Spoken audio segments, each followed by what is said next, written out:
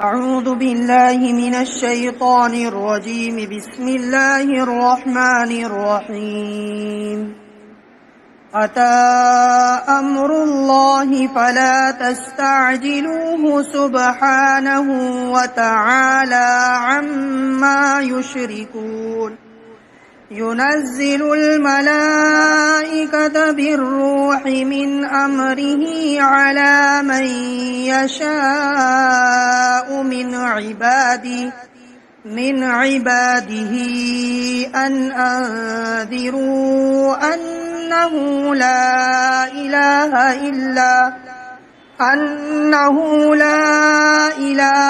إلا أنا فاتقون.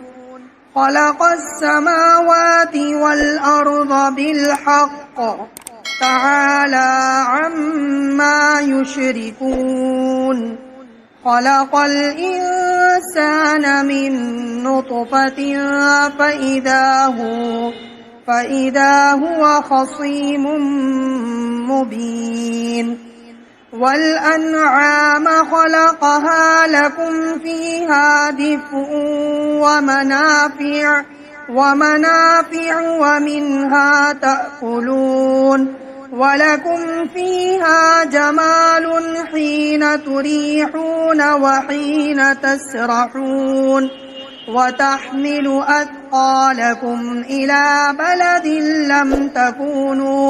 لم تكونوا بالغيه إلا بشق الأنفس إن ربكم لرؤوف رحيم. والخيل والبغال والحمير لتركبوها وزينة ويخلق ما لا تعلمون. صدق اللہ العظیم. شروع اللہ کے نام سے جو بڑا مہربان نہایت رحم کرنے والا ہے. اللہ رب العزت کا حکم آج آ پہنچا ہے، بس تم اس میں جلدی مت کرو. اللہ رب العزت کی ذات پاک ہے اور بلند و بالا ہے ان تمام چیزوں سے جن کو تم اللہ کا شریک قرار دیتے ہو. اللہ رب العزت نے ملائکہ کے ذریعے اپنے حکم سے وحی کو نازل کرتے ہیں اپنے بندوں میں سے جس پر چاہتے ہیں کہ تم ڈراؤ اس بات سے کہ میرے سوا کوئی عبادت کے لائق نہیں، بس تم مجھ سے ڈرو. اللہ رب العزت نے آسمان اور زمین کو حکمت کے ساتھ ٹھیک پیدا کیا. بلند و بالا ہے اللہ رب العزت کی ذات ان تمام چیزوں سے جن کو وہ شریک قرار دیتے ہیں. اور اللہ رب العزت نے انسان کو حقیر نطفے سے پیدا کیا، پھر کیا دیکھتے ہیں کہ وہ کھلم کھلا جھگڑنے والا ہو گیا. اور اللہ رب العزت نے چوپایوں کو پیدا کیا، تمہارے لیے اس میں گرمی حاصل کرنے کا سامان ہے اور بہت سارے منافع ہیں اور اسی سے تم کھاتے ہو. اور تمہارے لیے اس میں زینت کی چیزیں ہیں.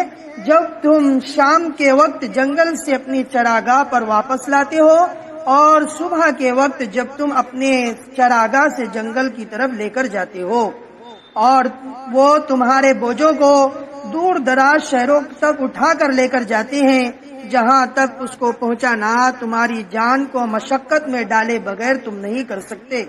بے شک تمہارا رب بڑا مہربان رحم کرنے والا ہے. اور اللہ رب العزت نے گھوڑے، خچر اور گدھوں کو پیدا کیا تاکہ تم اس پر سواری کرو اور زینت حاصل کرو. اور اللہ رب العزت پیدا کرتے ہیں وہ تمام چیزیں جو تم نہیں جانتے ہو. محترم بزرگ اور دوستو، یہاں سے سورہ نحل اللہ رب العزت شروع کر رہے ہیں. یہ سورہ نحل کی شروع کی 8 ابتدائی آیت ہے. سورہ نحل مکی سورت ہے. اس سورت میں 118 آیت ہے اور 16 رکوع ہے. اس سورت کا نام سورہ نحل اس وجہ سے ہے کہ عربی زبان میں نحل شہد کی مکھی کو کہا جاتا ہے. چونکہ اللہ رب العزت نے اس سورت میں شہد کی مکھی کی عجیب و غریب خصلت اور اس کے ذریعے اللہ رب العزت نے اپنی عجیب و غریب قدرت کو بیان کیا ہے.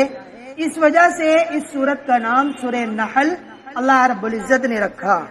دوسرا مفسرین نے نقل کیا ہے کہ اس سورت کا دوسرا نام سورۃ النعم ہے، اور سورۃ النعم اس وجہ سے اس کو کہا جاتا ہے چونکہ یہ نعمت کی جمع نعم ہے، اس وجہ سے اس کو سورۃ النعم کہتے ہیں، چونکہ اللہ رب العزت نے اس سورت میں اپنی عظیم اور بڑی بڑی نعمتوں کا تذکرہ ایک عجیب و غریب انداز میں اللہ رب العزت نے کیا ہے، اس وجہ سے اس سورت کا دوسرا نام سورۃ النعم ہے۔ یہاں اللہ رب العزت نے بلا کسی تمہید کے ایک وعید شدید کے ساتھ بڑے ہیبت ناک انداز میں اس سورت کی ابتدا کی۔ اللہ رب العزت فرما رہے ہیں اللہ کا حکم آ چکا ہے۔ یہ اصل اللہ کے ان مشرکین مکہ کے اس سوال کے جواب میں ہے کہ وہ کہتے ہیں کہ اللہ کے نبی صلی اللہ علیہ وسلم ہم سے کہتے ہیں کہ اللہ رب العزت ہم مسلمانوں کو غالب کرنے والے ہیں اور مخالفوں کو اللہ رب العزت سزا دینے والے ہیں، حالانکہ ابھی تک ہم کچھ بھی ایسا ہوتا ہوا نظر نہیں آ رہا ہے، ہم نہیں دیکھ رہے ہیں کہ مسلمان ہمارے اوپر غالب آ رہے ہیں یا ہمیں اللہ کی پکڑ اور اللہ کی سزا، اللہ کا غضب ہمارے اوپر نازل ہو رہا ہے، ایسا ہم ہوتا ہوا نہیں دیکھ رہے ہیں۔ تو اللہ رب العزت فرما رہے ہیں اتا امر اللہ، اللہ کا حکم آ پہنچا ہے، یعنی قریب ہی آنے والا ہے۔ یہ نہ سمجھو کہ ابھی اللہ رب العزت نے ڈھیل دی ہے تو اللہ رب العزت کا جو وعدہ ہے وہ وعدہ اللہ رب العزت کا پورا نہیں ہوگا جو اللہ رب العزت نے اپنے نبی جناب محمد رسول اللہ صلی اللہ علیہ وسلم کے ذریعے پہنچایا ہے۔ یہاں پر امر اللہ سے مراد ایک مطلب تو یہ بیان کیا جو اللہ کے نبی صلی اللہ علیہ وسلم نے ان کفار و مشرکین سے وعدہ کیا تھا، وہ وعدہ یہاں پر کہ وہ وعدہ بالکل سچا ہے اور وہ قریب ہی آنے والا ہے۔ دوسرا مطلب یہ ہے کہ یہاں امر اللہ سے مراد قیامت ہے کہ قریب زمانے میں قیامت واقع ہونے والی ہے، وہ اب زیادہ دور نہیں رہ گیا۔ ابتدائے انسان کی زمانے سے لے کر اب تک کے اگر انداز لگایا جائے تو اکثر حصہ دنیا کا گزر چکا ہے، چونکہ 1,24,000 انبیاء کرام علیہ السلام کی آمد حضرت آدم علی نبینا وعلیہ الصلوۃ والسلام سے لے کر جناب محمد رسول اللہ صلی اللہ علیہ وسلم کے زمانے تک ہو چکی ہے، اور پچھلے انبیاء اور قوموں کی عمریں بھی بڑی طویل ہوا کرتی تھی۔ اب اس کے بعد آخر اللہ کے نبی صلی اللہ علیہ وسلم آ گئے، اب آپ کے بعد قیامت تک کوئی نبی آنے والا نہیں ہے، لہذا اللہ کے نبی صلی اللہ علیہ وسلم کی آمد کے بعد اگر پوری زندگی اور پوری دنیا کے جو زمانے ہیں اس کو اگر حساب لگایا جائے تو قیامت کا وقت بہت دور نہیں ہے بلکہ بہت قریب آ چکا ہے۔ یہی مطلب یہاں پر عطا امر اللہ سے مفسرین نے بیان کیا ہے کہ اللہ کا حکم آ چکا، فلا تستعجلوا، بس کفار و مشرکین کو اللہ رب العزت کہہ رہے ہیں تم اس کو مانگنے میں جلدی مت کرو، قریب ہی تمہارے اوپر اللہ کی پکڑ نازل ہوگی، اللہ رب العزت مسلمانوں کو غلبہ عطا کریں گے اور ان کفار و مشرکین کو اللہ رب العزت ذلیل اور خوار کر دیں گے۔ دنیا میں تو ان کے اوپر یہ ہوگا اور آخرت میں اللہ رب العزت کی طرف سے ایمان والے اور مسلمانوں کو کامیابی ہوگی اور یہ اللہ کے عذاب اور اللہ کی پکڑ میں گرفتار ہو جائے گے۔ فلا تستعجلوا، پس تم جلدی مت کرو۔ سبحانہ وتعالی عما یشرکون، اللہ رب العزت کی ذات پاک ہے اور بلند و بالا ہے ان تمام چیزوں سے جن کو یہ لوگ اللہ کا شریک قرار دیتے ہیں۔ مراد یہاں سے توحید کو بیان کرنا ہے۔ عقیدہ توحید کو اللہ رب العزت نے اس صورت میں عجیب انداز میں اور اپنی قدرت کو اور اپنی نعمتوں کو بیان کر کے بندوں کو عقیدہ توحید کی دعوت دی ہے۔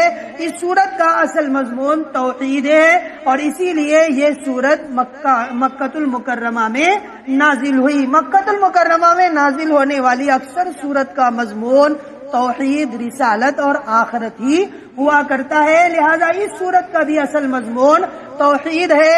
اللہ کے نبی اللہ رب العزت نے اپنی توحید کو اور اپنی طرف بلانے کو ایک عجیب انداز میں اللہ رب العزت نے بیان کیا ہے۔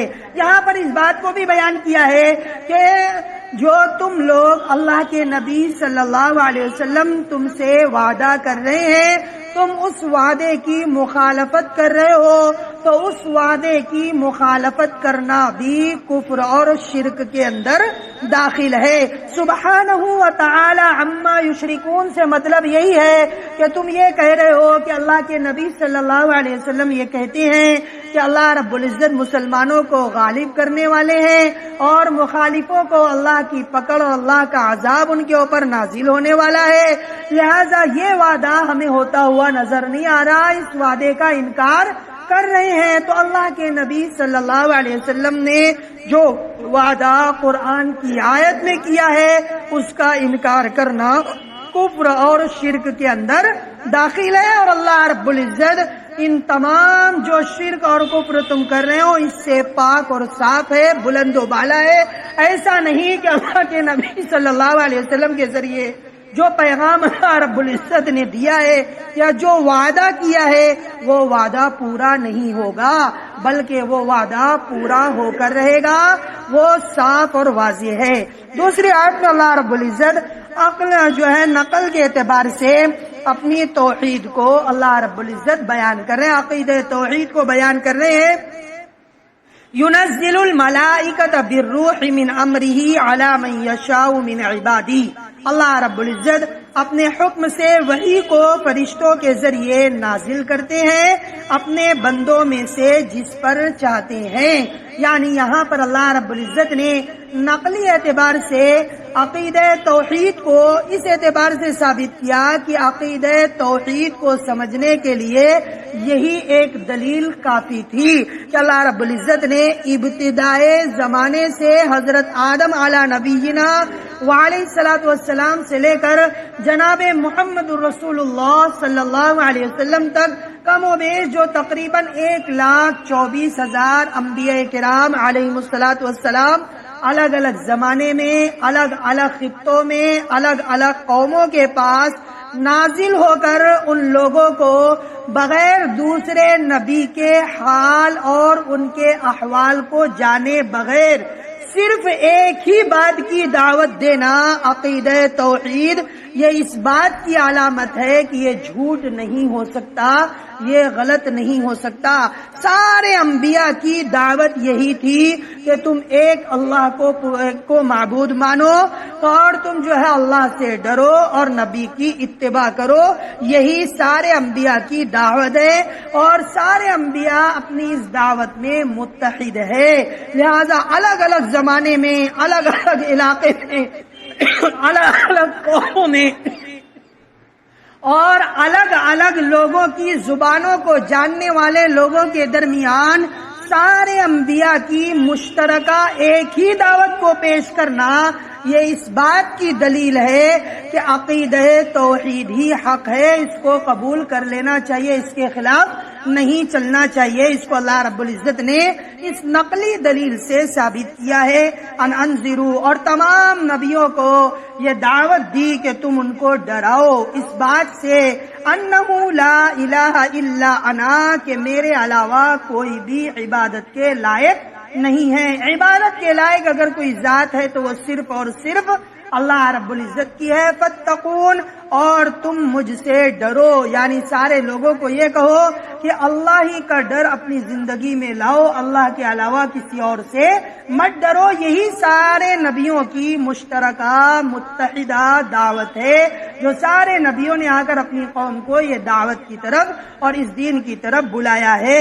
خلق السماوات، اب یہاں سے اللہ رب العزت اپنی نعمتوں کو بیان کر رہے ہیں قدرت کے اعتبار سے کہ اللہ رب العزت نے آسمانوں اور زمین کو ٹھیک ٹھیک پیدا کیا، یعنی اللہ رب العزت سب سے پہلے آسمان اور زمین کی پیدائش کو اپنی قدرت سے جو اللہ رب العزت نے پیدا کیا، جو انسان دیکھ رہا ہے، آسمان کو دیکھ رہا ہے، زمین پر چل رہا ہے، اس کو دیکھ رہا ہے، یہ پیدا کرنے والا کون ہے اس کو پیدا کرنے والی ذات تنہے تنہا اللہ رب العزت کی ہے۔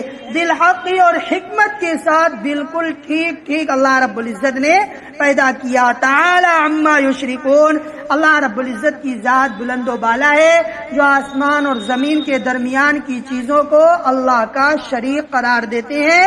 ان تمام چیزوں سے اللہ کی ذات پاک اور بلند و بالا ہے۔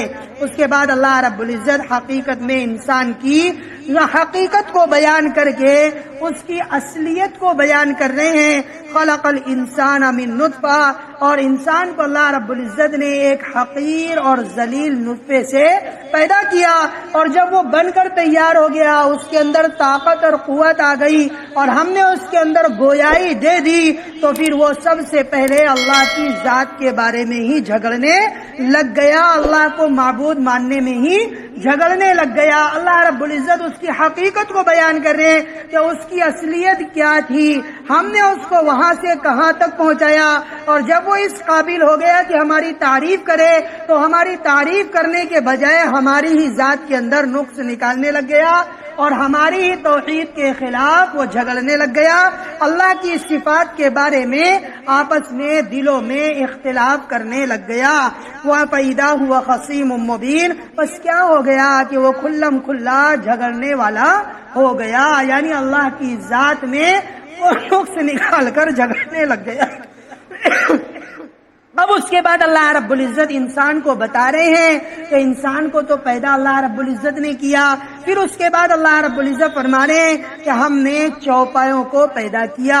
یہاں چوپایوں میں وہ سارے جانور، اونٹ ہے، گائے، بیل ہے، بکری ہے، سارے کے سارے جانوروں کو چوپایا انعام کہا جاتا ہے۔ والانعام خلقها، اور اللہ رب العزت نے چوپایوں کو پیدا کیا۔ لکم فیہا دفء ومنافع ومنھا تاکلون، اور ان چوپایوں کو پیدا کرنے کے بعد انسانوں کے دو فائدے اجمالی طور پر جو اس سے ان چوپایوں سے حاصل ہونے والے ہیں اس کو اللہ رب العزت بیان کر رہے ہیں کہ تمہارے لیے اس میں گرمی حاصل کرنے کی چیز ہے، یعنی بانس کے بال ہے، اون ہے، اس کے چمڑے ہے، جس کے ذریعے سے انسان سردی کے موسم میں اس سردی سے حفاظت کے لیے گرماہٹ حاصل کر لیتا ہے۔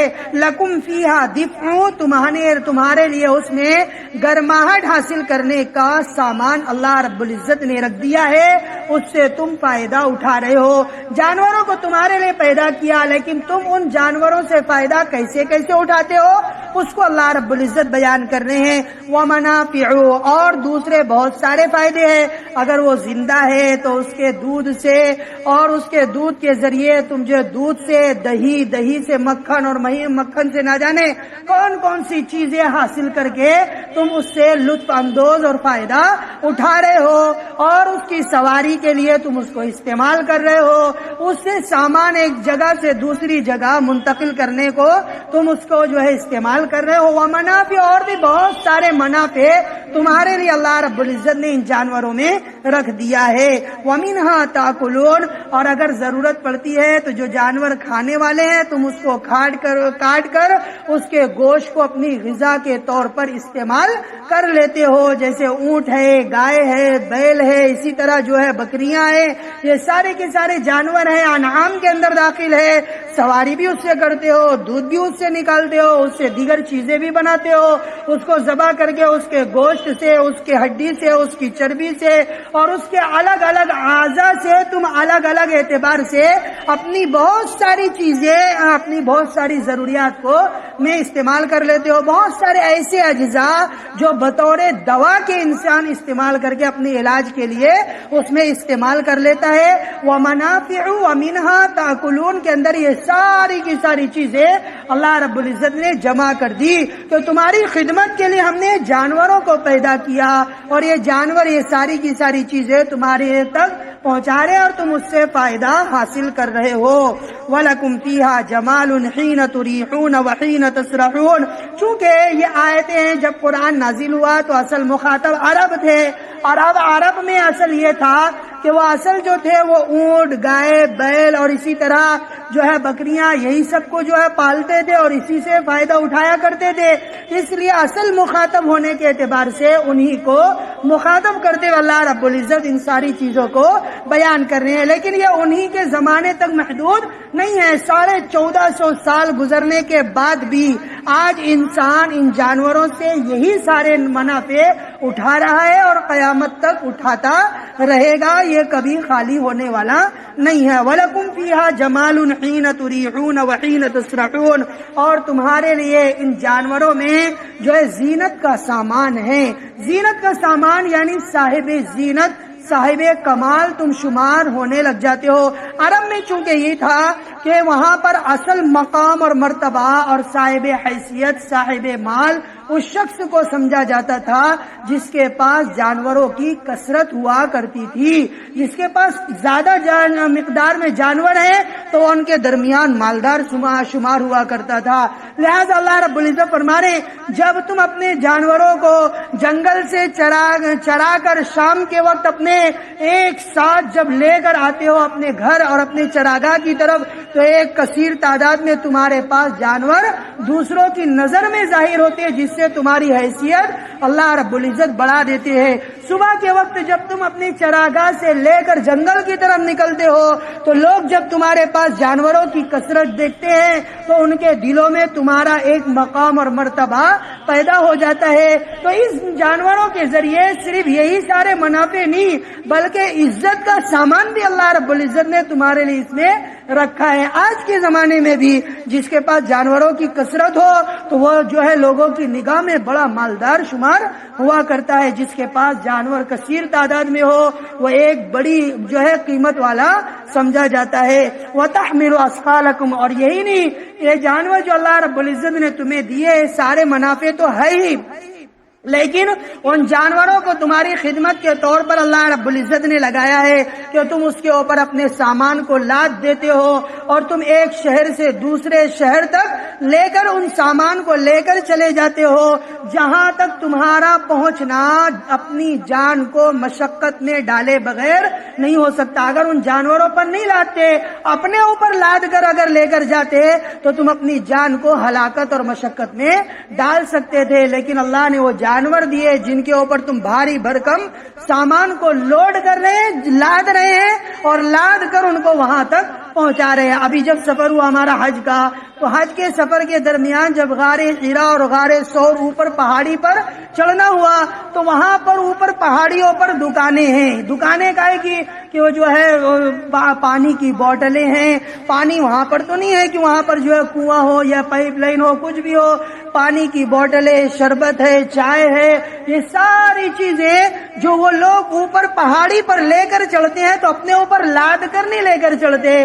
یہی جانور ہیں، ان جانوروں کے اوپر لاتے ہیں اور ان جانوروں کے ذریعے اوپر چوٹی تک وہ روزانہ اپنے ان سامان کو اٹھا کر وہ جانوروں کے ذریعے وہاں تک پہنچاتے ہیں اور اس سے وہ جو ہے مال حاصل کرتے ہیں، وہ روزی کماتے ہیں. چاہے وہ کوئی سی بھی پہاڑی ہو، وہاں پر ہو یا اسی طرح ہو، تو پورا پہاڑی ہی علاقہ ہے. جہاں پر بھی جا رہے ہیں تو اونٹ ہے اور دوسرے اور جانور، خچر ہے، گدھے ہے، ان ساروں کے اوپر وہ سامان کو لاد کر ایک جگہ سے دوسری جگہ پہنچانے کا وہ لوگ کام کرتے ہیں. وَتَحْمِلُ أَثْقَالَكُمْ إِلَى بَلَدٍ لَمْ تَكُونُوا بَالِغِيهِ إِلَّا بِشِقِّ الْأَنفُسِ. اور تمہارے بوجھوں کو ایک شہر سے ایسے شہر تک پہنچاتے ہیں جہاں تک ان کو پہنچانا تم اپنی جان کو مشقت میں ڈالے بغیر نہیں کر سکتے.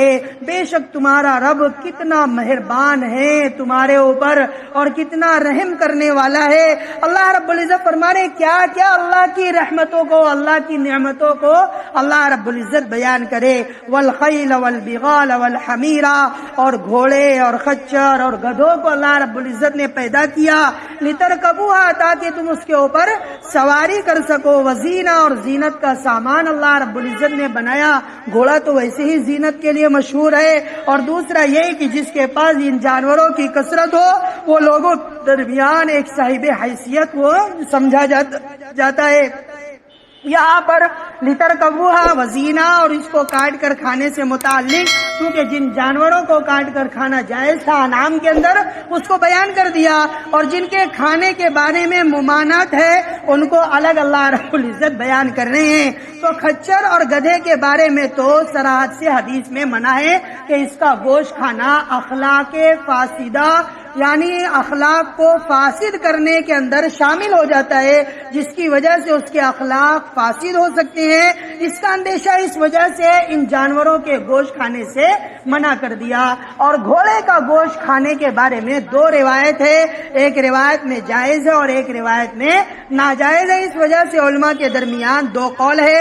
امام حنیفہ رحمۃ اللہ علیہ، چونکہ ہم امام حنیفہ رحمۃ اللہ علیہ کی تقلید کرتے ہیں تو اس وجہ سے امام حنیفہ رحمۃ اللہ علیہ کے نزدیک گھوڑے کا گوشت کھانا ناجائز تو نہیں ہے لیکن مکروہ ضرور ہے کہ نہ کھائے تو بہتر ہے، چونکہ اس کے بارے میں ایک روایت نہ کھانے کی بھی موجود ہے۔